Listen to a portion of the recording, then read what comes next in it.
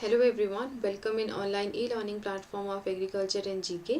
सो आज के सेशन में हम डिस्कस करने जा रहे हैं आपकी फूड सेफ्टी ऑफिसर के इंटरव्यू में किस किस तरीके से आप वहाँ पे इंटरव्यू पे क्वेश्चनिंग वहाँ पे होगी या आप किस तरीके से आपको रिएक्ट करना चाहिए, क्या क्या प्रिपरेशन आपको करके जानी चाहिए। ठीक है, उन सारी चीज़ों के बारे में we will discuss in today session that how you will appeared in particular FSO interview. First of all we will start with our first slide. So what are the expected questions they may generally ask from you? First thing is that you have to prepare for yourself. ठीक है, personal introduction is very important wherever in any of your job. If you are preparing for any interview, ठीक है, what you will do, ठीक है, what you will do, you will prepare your personal introduction in a best way. As you know that the first impression is the last impression. ठीक है, so first of all what you will do, you will मतलब you will introduce yourself ना. If your introduction is not up to the mark, so it will give you a negative or a bad impact all those members who are sitting in front of you, who are taking your interview. So which is very important that you have to give your interview in a best way. So the first thing, how can you prepare for your personal interview? What are the things that are included in your personal introduction, right? Personal introduction में क्या क्या चीज़ें, whatever या what kind of things you will generally say, or what you expect that if someone is giving you a personal introduction, so what they are expecting, that what they should tell us. Okay उनको क्या लगता है कि उन्हें अगर हम किसी से पर्सनल इंट्रोडक्शन ले रहे हैं तो क्या क्या चीज़ें वो एक्सपेक्ट करते हैं कि सामने वाला हमसे बताना चाहिए हमको, ऑल दोज थिंग्स. तो first of all name, what is your name, it is very important. But as you know that कि हर एक इंट्रोडक्शन के टाइम पे जब वो आपका इंट्रोडक्शन ले रहे होते हैं, so they already know your name, because उनके पास पता होता है कि हाँ ये बच्चा आपने जो भी आपका इंटरव्यू है वहाँ पे लेने वाले, they all knows that what is your name. So it is not that much important. So आप अगर ये चीज़ नहीं भी आप इंक्लूड करते हैं, because as they know, so आप बोल सकते हैं इस तरीके से that as you know sir my name is this. Either of saying this that my name is this, you can say that as you know sir my name is this or that. आप इस तरीके से उस चीज़ को explain कर सकते हैं. Okay, so name is very important. Next is where, from where you have to belong, place or any of the thing which is very special about your particular district location. ठीक है, so you have to know, and if you are included particular thing, particular special thing in your introduction, so it will what they generally think about it कि if you are saying this, so what they may arise a questions from that particular point, right? If you will give that a hint or anything, so generally what something strike on her mind, you can say that the interviewer, so they may generally ask you कुछ भी चीज़ अगर होती है, so वो आपसे पूछ सकते हैं.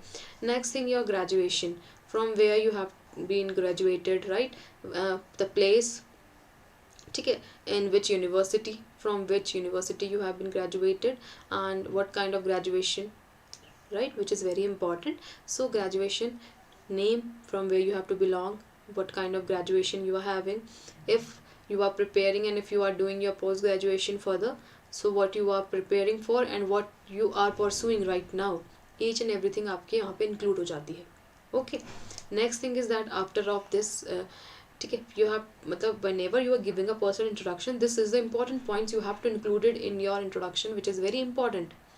Without these points your introduction is incomplete and there is of, you can say that there is a lacking in it, वहाँ पे कुछ कमी रह जाएगी, so which is not a good for you or all those. If you wanted, if you are serious for your job, so first thing is that you have to prepare your personal introduction in a best way.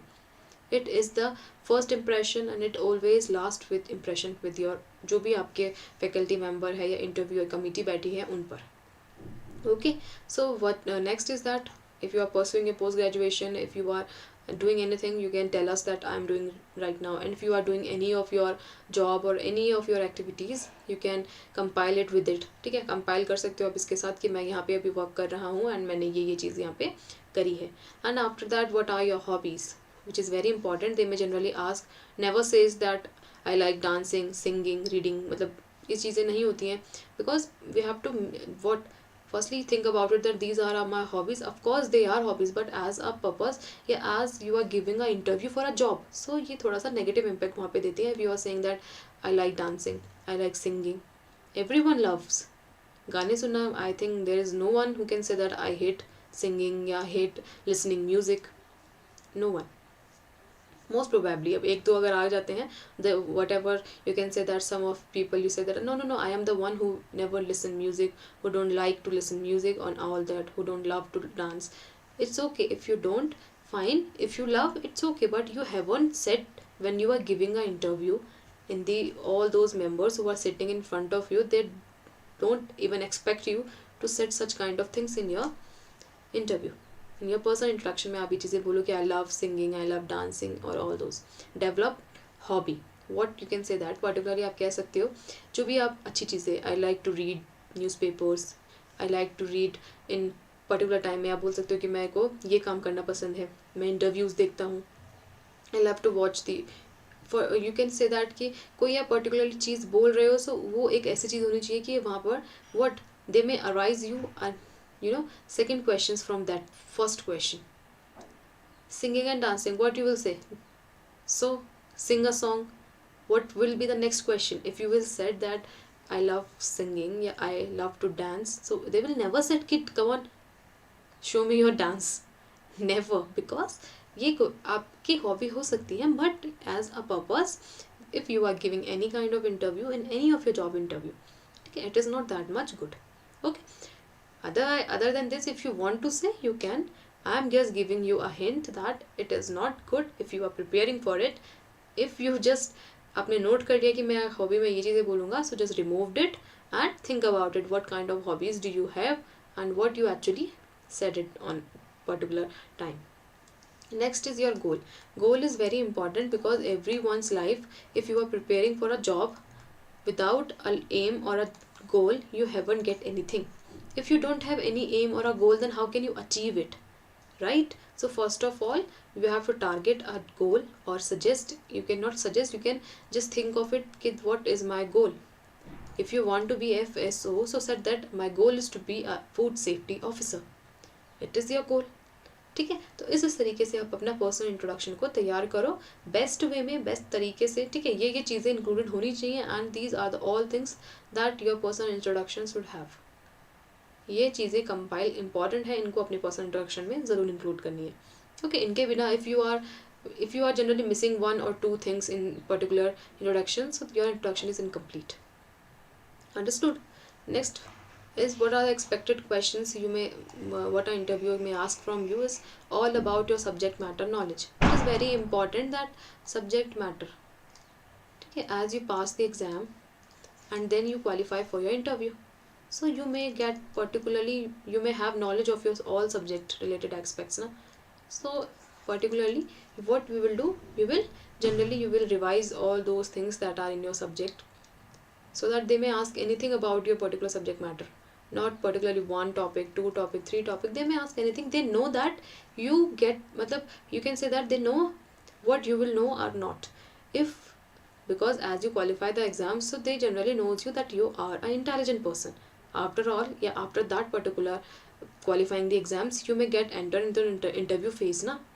So उन्हें idea है कि आप क्या हो, that you are an intelligent person, but what they wanted to know that how you communicate, how you talk, how you make people able to communicate with you, right? Which is very important कि आप लोगों से किस तरीके से connect हो पा रहे हो, किस तरीके से how you can handle the situation, how you, there are a lot of people sitting in front of you, and how मतलब they were notice each and everything, your reactions, ठीक है, your way of talking, your movements, everything they were generally noticing you.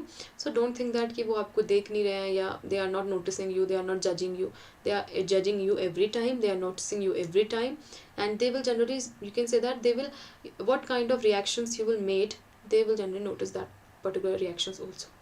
Okay, if you don't know any questions, then whatever you will react, whenever you will react, however the question is important or not, but if you react anything, so they will notice you कि आपने किस तरीके से notice किया है, वो आपको देखेंगे. नेक्स्ट इज़ दैट आपको सब्जेक्ट मैटर की प्रॉपर नॉलेज होनी चाहिए. Next is your name with up meaning. Particularly you said that if your name is related to a famous personality or anything, so they may generally ask your questions. If you don't know the meaning of your name, so that is also give you a bad impression. So first of all, you know your name, find out your meaning of your name, and if your name is related to any of the famous personality in India or in the world, they may ask you the question that you have you here the name of this person, ठीक है। वो similarly पूछ सकते हैं कि अच्छा आपका name ये है तो एक ये भी थे, do you know about that particular person, they may generally ask you anything. Okay, next is that they wants to communicate with you, ठीक है। वो आपको कम्युनिकेट करना चाहते हैं, वो आपसे जनरली आप knowledge, bookish knowledge they know, but conceptual knowledge वो आपकी चेक कर रहे हैं कि okay how you think, how whatever you are doing, ठीक है, किस तरीके से आपकी थिंकिंग है।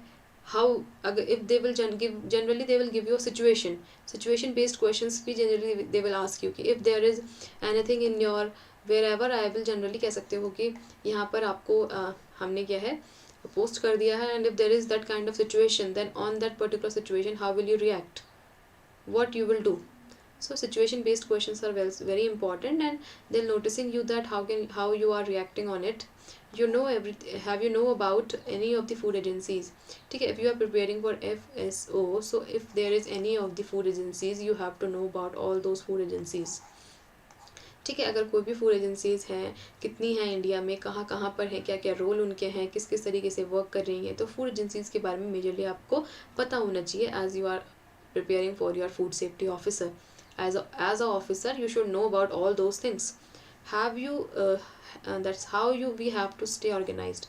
It is very important question if they may ask you that have you think that all those people who are generally you can say that एक अच्छे level पर हैं, अगर कोई भी पर्सन है, सो वो अपनी लाइफ में उन्होंने जो भी चीज़ अचीव करी है, how when he or she may get properly organized in their life.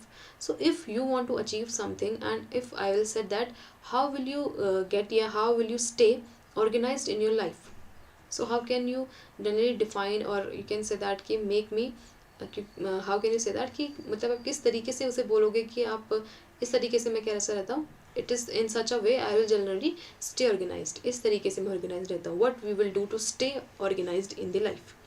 Organise रहने के लिए क्या करते हो लाइफ में, ऑर्गेनाइजेशन इंपॉर्टेंट है, किसी चीज़ को अचीव करना है, कोई पर्टिकुलर गोल है आपका, आपको वो अचीव करना है, वो चाहिए, उसके लिए लाइफ में आपको ऑर्गेनाइज्ड होना चाहिए, वो भी मोस्ट इंपॉर्टेंट है। तो हाउ विल यू गेट या how will you stay organized, organization क्यों इंपॉर्टेंट है, कैसे आप ऑर्गेनाइज होंगे, राइट, कैसे ऑर्गेनाइज रहोगे एंड वो क्यों इंपॉर्टेंट है। तो ऑर्गेनाइजेशन रहने के लिए आपको क्या करना होता है, बेसिकली हर दिन डेली रूटीन बनाओ, उस डेली रूटीन को फॉलो करो, एंड पर्टिकुलरली जो डेली रूटीन बनाया है उसको प्रॉपरली फॉलो करना है, विदाउट एनी ये कल कर लेंगे या परसों कर लेंगे, डिले नहीं करना है उस चीज़ को।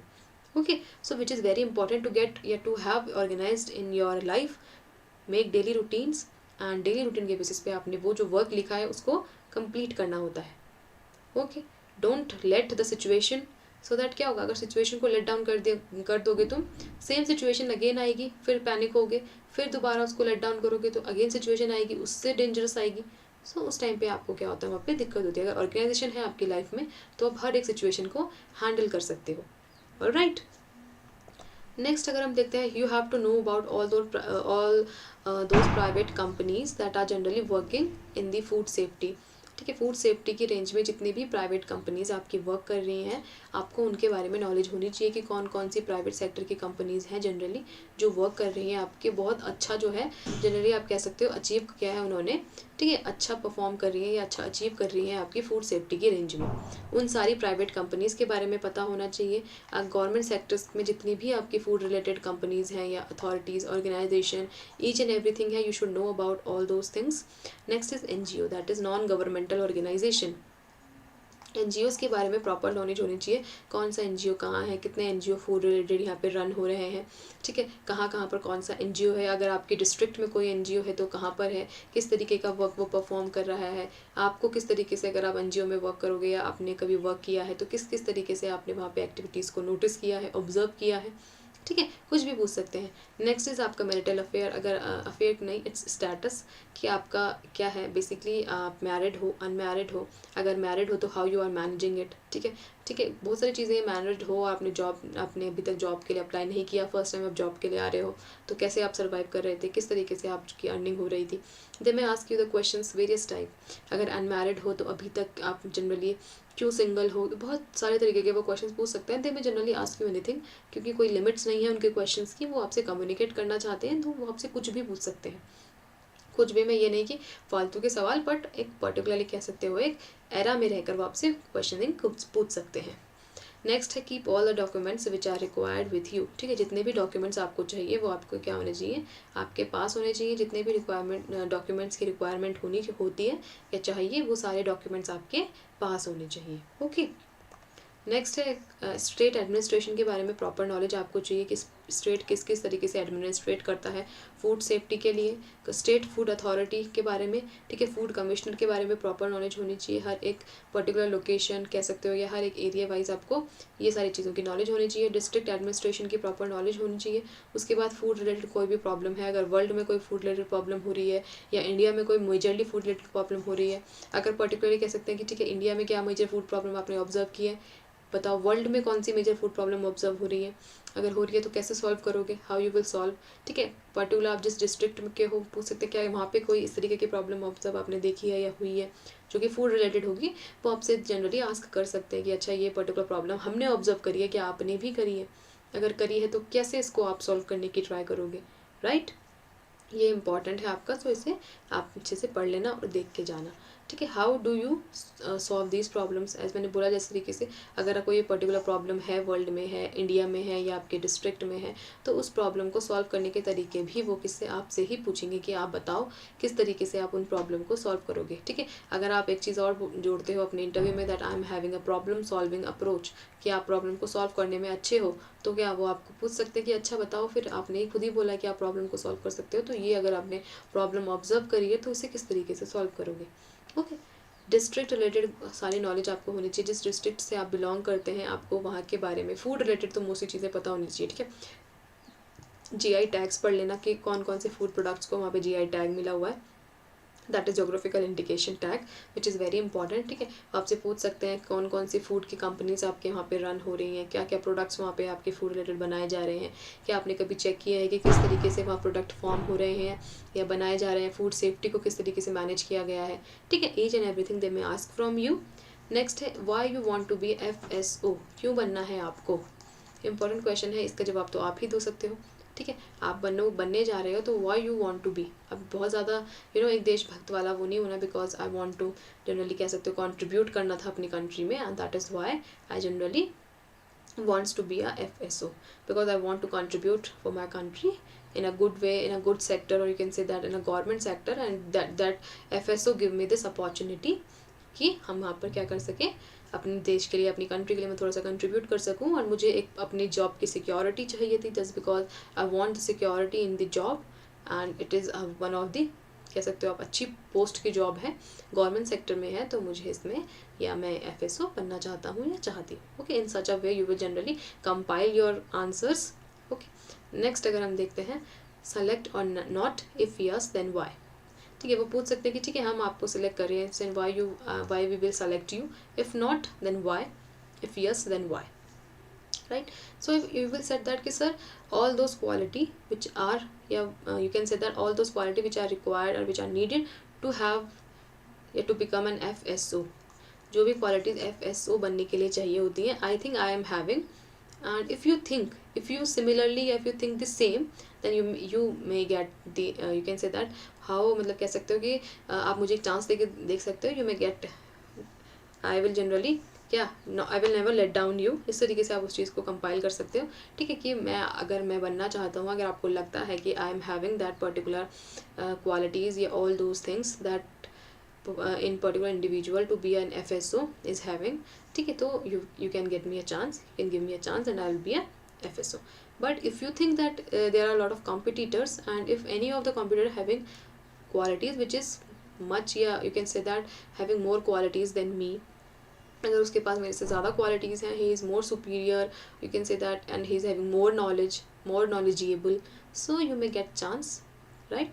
You will have to give that particular person, आप उसे चांस दे सकते हो, instead of if you will I think I am the best, I will क्या, मुझे लगता है कि मैं अच्छा करा है मैंने, मैं यहाँ तक पहुँचा हूँ, लेकिन अगर आपको मेरे में थोड़ी भी कमी दिखती है, सो मैं इम्प्रूव करूँगा उस चीज़ को, I will improve it, and next time मैं अगेन ट्राई करके फिर से यहाँ पे कोशिश करूँगा, यू कैन से दैट। कोई नेगेटिव चीज़ें नहीं बोलनी है, कोई बहुत ज़्यादा पॉजिटिव नहीं बोलना है, ठीक है। इन एन अप्रोप्रिएट वे में आपको आंसरिंग करनी होती है, सो दैट इस तरीके से अगर आप बोलोगे तो आपको जितने भी एग्ज़ाम के परस्पेक्टिव से आप चीज़ें वहाँ पे इंटरव्यू पर्पज से जा रहे हो तो उनको एक अच्छा गाइडेंस मिलता है कि आपने एक नेगेटिव सिचुएशन को भी किस तरीके से टैकल किया है पॉजिटिव वे में, राइट। नेक्स्ट है what we will do and what duties you will perform after becoming FSO। ये क्वेश्चंस मैं ऑलरेडी डिस्कस कर चुकी हूँ कि फूड का इंस्पेक्शन करना होता है, ठीक है, फूड के सैम्पल्स लेने होते हैं, कोई भी हैजार्डियस एक्टिविटी हो रही है या कुछ भी हो रहा है, फूड की पूरी सेफ्टी का मैनेजमेंट का प्रॉपर ध्यान रखना पड़ता है, ऑल दोज थिंग्स, ठीक है। ये सारी ही चीज़ें आपको क्या करनी होती है whenever you will become FSO, so these are all the duties you will perform. Food का इंस्पेक्शन, फूड की सेफ्टी, ठीक है, इंस्पेक्शन करना, फूड की सैम्पलिंग लेना, फूड का प्रॉपर मैनेजमेंट करना, ठीक है, फूड की स्टोरिंग, फूड का मतलब हर एक चीज़ ध्यान में रखना कि किस तरीके से उसकी जो प्रोसेसिंग है, स्टोरिंग है, हैंडलिंग है, वो प्रॉपर हो रही है कि नहीं हो रही है। If there is any hazard, ठीक है, हैज़ार्ड कुछ चीज़ें की हो रही है, कोई रिस्क है, उस चीज़ को किस किस तरीके से आप कम कर सकते हो, देख सकते हो। All those things, all those duties that are generally performed by a what, by an FSO, that is food safety officer. ये सारी चीज़ें का कौन करता है, आपका जो FSO है वो परफॉर्म करता है। ओके, सो ये थे आपके जो इंपॉर्टेंट क्वेश्चंस हैं, that is your food safety officer के वो, ठीक है। याद रखना जितने भी आपके क्वेश्चंस हैं, राइट, वो आपके एग्जाम के या कह सकते हो इंटरव्यू पर्सपेक्टिव्स इंपॉर्टेंट है।